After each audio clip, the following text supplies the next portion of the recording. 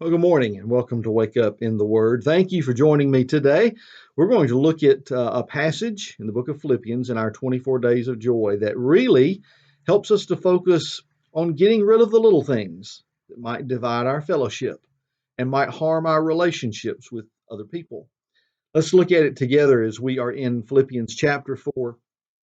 And in verse 2, we have an interesting little side note. Paul has to say something about a couple of ladies in the church that are having problems, that are having difficulties. He begins in verse 2 by saying, I plead with Euodia and I plead with Syntyche to agree with each other in the Lord. Now, yeah, I pronounce those the best that I know how from the Greek. Euodia means fragrant, by the way. I don't think any of us have named our children or grandchildren Euodia, but that's what it means. It means fragrant. And Syntyche means fortunate. So the two ladies whose names mean fragrant and fortunate suddenly couldn't get along with each other in the church. Now, what does he ask? Paul doesn't come in and say, here's what's going on. Now, here are the circumstances, and here's who I'm going to side with. Well, he doesn't even get into what the dispute is about. He just simply says, agree with each other in the Lord. That's it.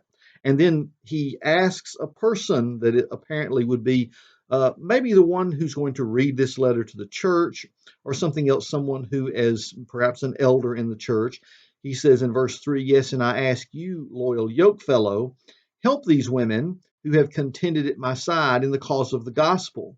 So these aren't two women from the outside that are pagans that are causing these problems. These are two women who are faithful believers in the local church there in Philippi. So he says, these are women who've contended at my side in the cause of the gospel, along with Clement and the rest of my fellow workers whose names are in the book of life. So here's all he says. He says, agree with one another, and my loyal yoke fellow, would you help these two women get this taken care of? He doesn't get sidetracked. He just, for one verse, basically asks these two ladies to put aside their differences for the sake of the gospel, to settle this.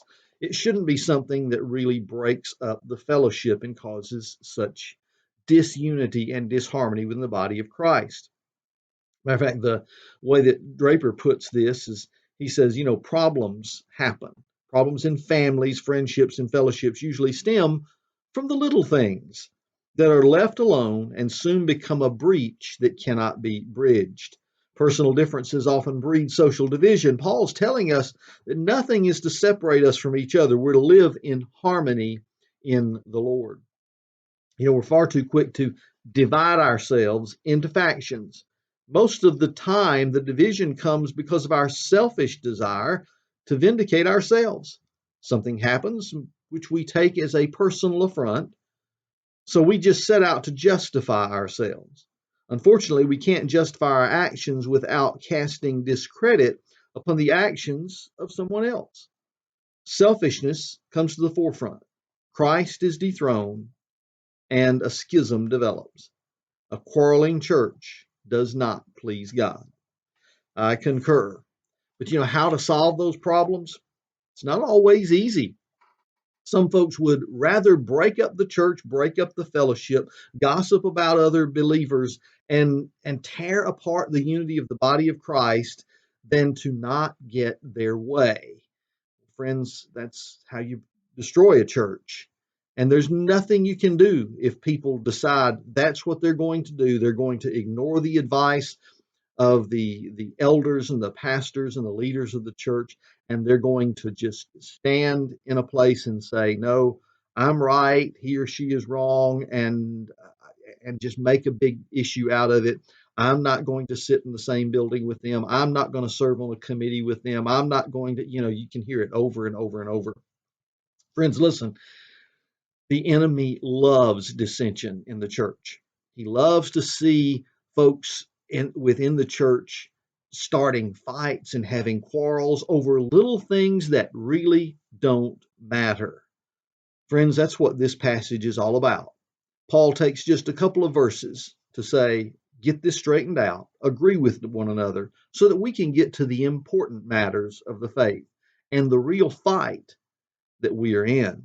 a fight that is a spiritual warfare that allows us to recognize the true enemy and focus our attention against him instead of against each other.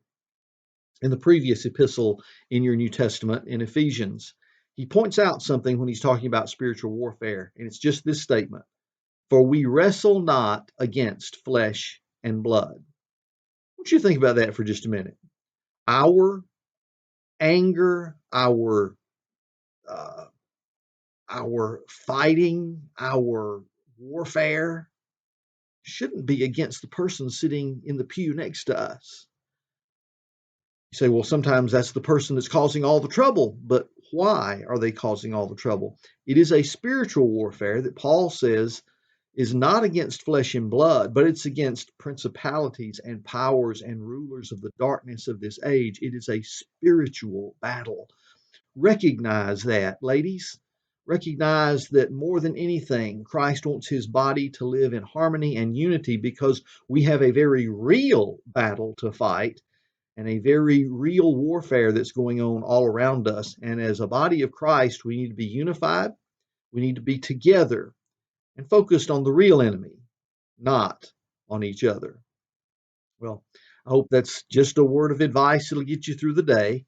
If you've got issues with anybody in the body of Christ, is it really worth it? That's what I'm asking you this morning. Is it really worth it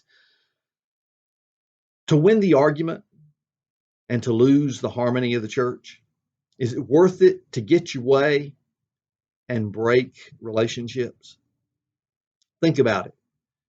Think about it as you wake up in the Word this morning and take the path of love and forgiveness and unity, and we'll all be better for it.